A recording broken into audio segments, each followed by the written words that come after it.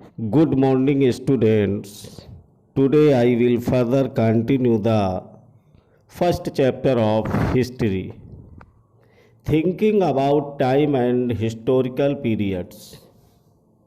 समय और इतिहास के कालखंडों पर विचार.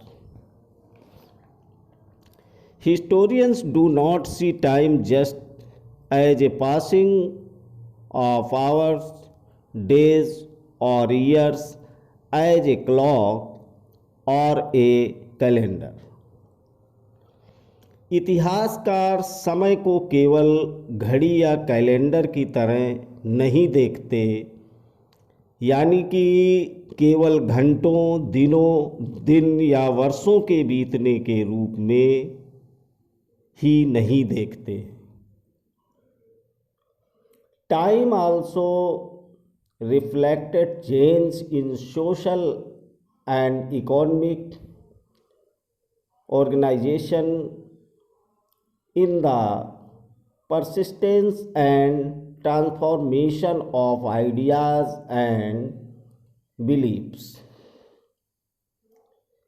उनका नज़रिया यह है कि समय सामाजिक और आर्थिक संगठन में आने वाली परिवर्तनों को झलकाता है और यह दिखलाता है कि विचारों और विश्वासों में कितना स्थायित्व रहा है और कितना परिवर्तन आया है. The study of time is made somewhat easier by dividing the past into large segment periods that possess shared characteristics. यदि अतीत को समान विशेषता रखने वाले कुछ बड़े बड़े हिस्सों, युगों या कालों में बांट दिया जाए तो समय का अध्ययन कुछ आसान हो जाता है. In the middle of the 19th century, British historians divided the history of India into the periods Hindu, Muslims and British.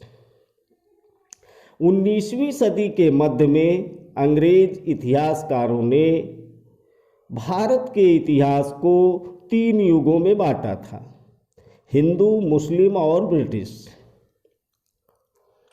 This division was based on the idea that the religion of rulers was the only important historical change and that there were no other significant developments. यह विभाजन इस विचार पर आधारित था कि शासकों का धर्म ही एकमात्र महत्वपूर्ण ऐतिहासिक परिवर्तन होता है और अर्थव्यवस्था, समाज और संस्कृति में और कोई भी महत्वपूर्ण बदलाव नहीं आता. इन द इकोनॉमी, सोसाइटी और culture, such a division also ignored the rich diversity of the subcontinent. इस दृष्टिकोण में इस महाद्वीप की अपार विविधता की भी उपेक्षा की जाती थी. Few historians follow this periodization today. इस काल विभाजन को आज बहुत कम इतिहासकार ही स्वीकार करते हैं. Most look to economic and social factors to characterize the major elements of different movement of the past.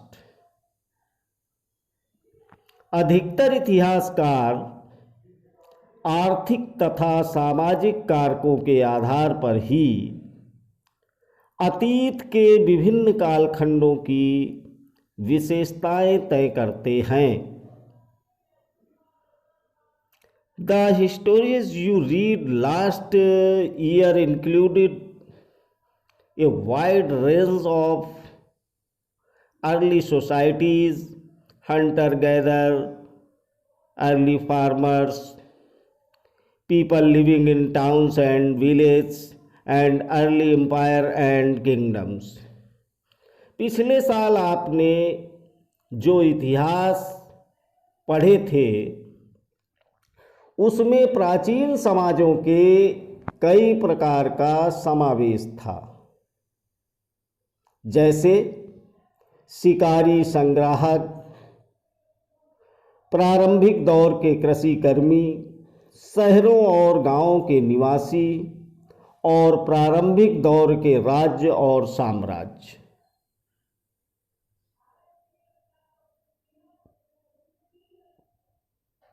The histories you will be studying this year are often described medieval। इस साल आप जो इतिहास पढ़ेंगे उसे प्रायः मध्यकालीन इतिहास कहा जाता है। You will find out more about the spread of peasant societies, the rise of regional and imperial state formations, sometimes at the cost of pastoral and forest people, the development of Hinduism and Islam as major religion, and the arrival of European trading companies। इसमें आपको कृषक समाजों के विस्तार, क्षेत्रीय और साम्राज्यिक राज्यों के उदय, कभी कभी तो ग्रामवासियों और वनवासियों की कीमत पर प्रधान धर्मों के रूप में हिंदू धर्म, इस्लाम धर्म के विकास और यूरोप से व्यापारी कंपनियों के आगमन के बारे में और विस्तार से जानकारी मिलेगी। These thousand years of Indian history witnessed considerable change। Bharat के इतिहास के ये 1000 साल अनेक बदलावों के साक्षी रहे हैं। After all, the 16th and 18th centuries were quite different from the 8th or the 11th। आखिर 16वीं और 18वीं शताब्दियाँ 8वीं या 11वीं शताब्दियों से काफ़ी भिन्न थीं। Therefore, describing the entire period as one historical unit is not without its problems। और इसीलिए इस सारे काल को एक ऐतिहासिक इकाई के रूप में देखना समस्याओं से खाली नहीं है। Moreover, the medieval period is often contrasted with the modern period। Modernity carries with it a sense of material progress and intellectual advancement. फिर मध्यकाल की तुलना प्रायः आधुनिक काल से की जाती है। आधुनिकता के साथ भौतिक उन्नति और बौद्धिक प्रगति का भाव जुड़ा हुआ है। This seems to suggest that the medieval period was lacking in any change whatsoever, but of course we know this was not the case। इससे आशय यह निकलता है कि मध्यकाल रूढ़वादी था और उस दौरान कोई परिवर्तन हुआ ही नहीं, लेकिन हम जानते हैं कि ऐसा नहीं था।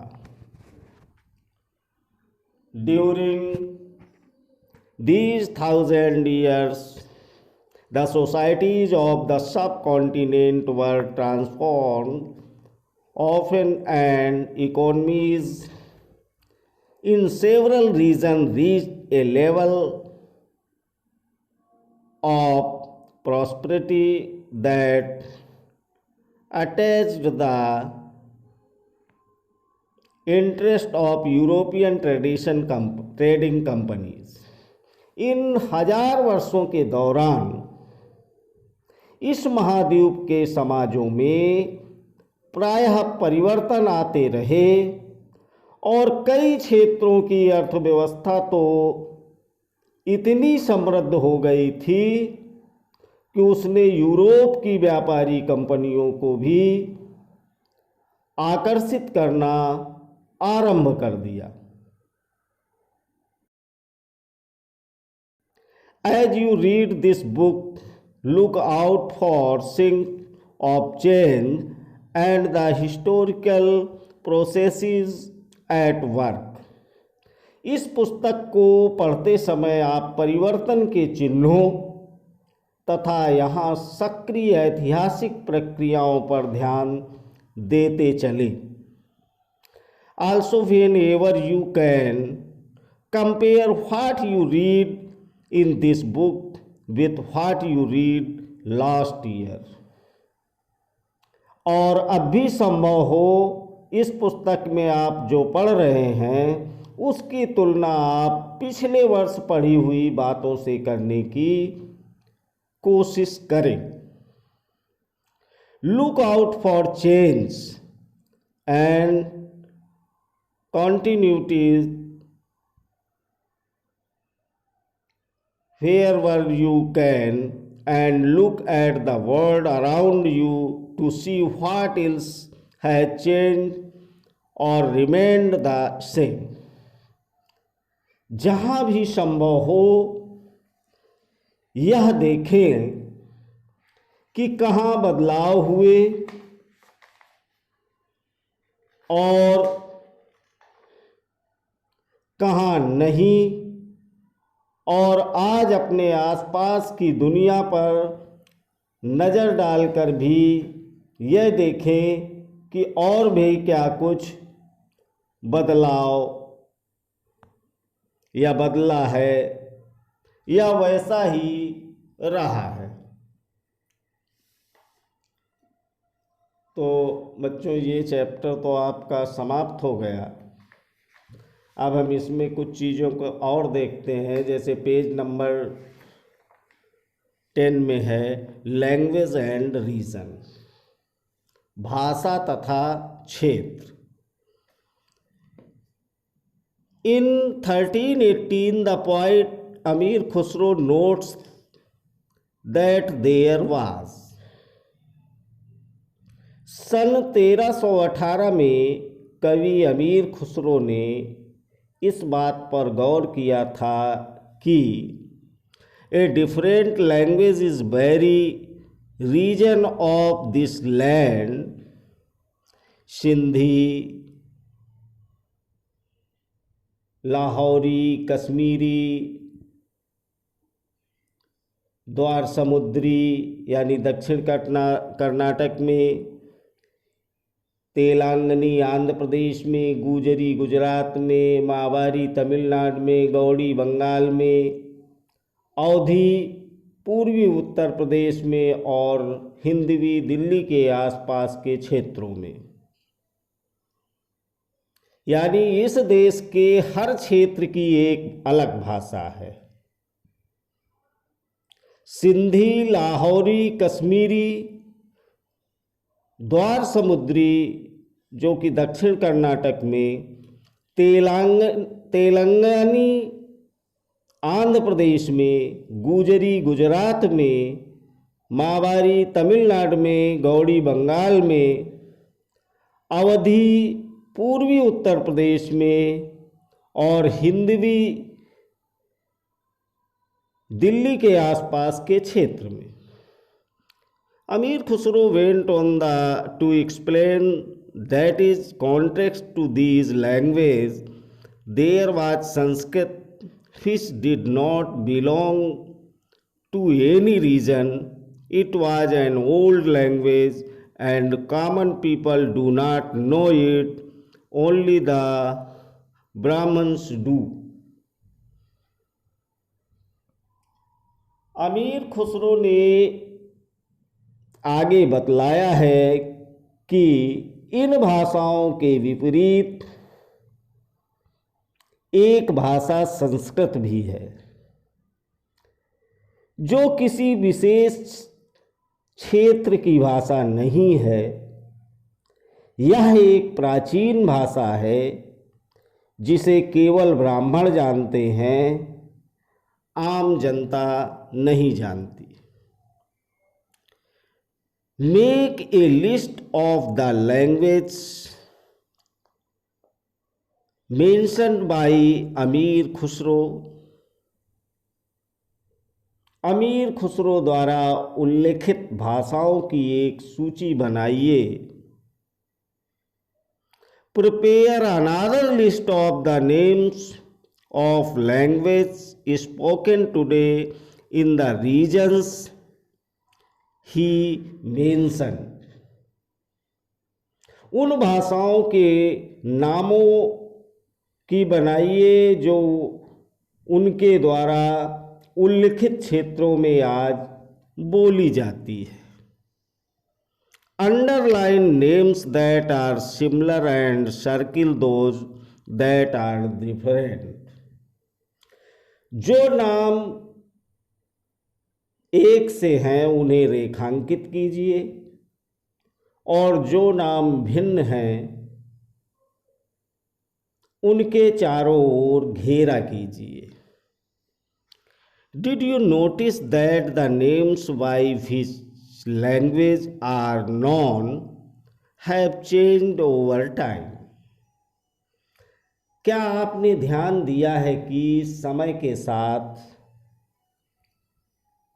भाषाओं के नाम बदल गए? What do you think rulers made such claims?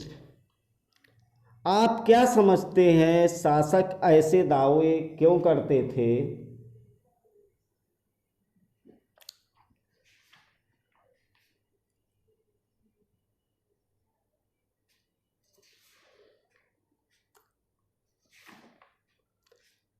आगे हम लोग देखते हैं पेज नंबर 4 में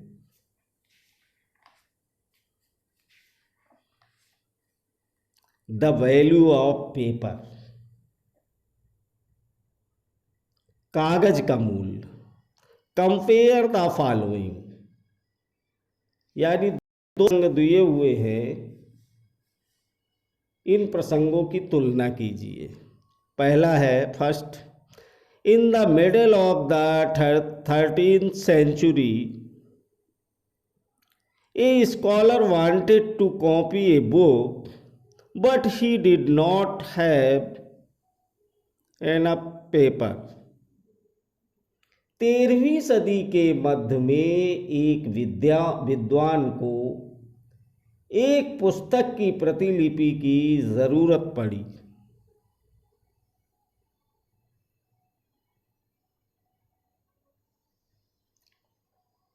उसके पास उतना कागज नहीं था, इसलिए उसने एक ऐसी पांडुलिपि को धो डाला जिसकी उसे जरूरत नहीं थी। So he washed the writing of manuscript he did not want, did the paper and used it. और उसके कागज को सुखाकर उसका इस्तेमाल किया। एक बार फिर देख ले। In the middle of The 19th century, a scholar wanted to copy a book, but he did not have enough paper, so he watched the writing of manuscript he did not want, did the paper and used it. 13वीं सदी के मध्य में एक विद्वान को एक पुस्तक की प्रतिलिपि की जरूरत पड़ी। उसके पास उतना कागज नहीं था, इसलिए उसने एक ऐसी पांडुलिपि को धो डाला जिसकी उसे ज़रूरत नहीं थी और उसके कागज को सुखाकर उसका इस्तेमाल कर लिया। सेकंड देखिए, A century later, if you bought some food in the market, you could be lucky and have the shopkeeper work it for you in some paper. एक सदी बाद अगर आप बाजार से कोई खाद्य पदार्थ खरीदते हो तो हो सकता है कि आपकी किस्मत अच्छी होती और दुकानदार वह वस्तु कागज में लपेट कर देता। When was paper more expensive and easily available in the 13th or the 14th century?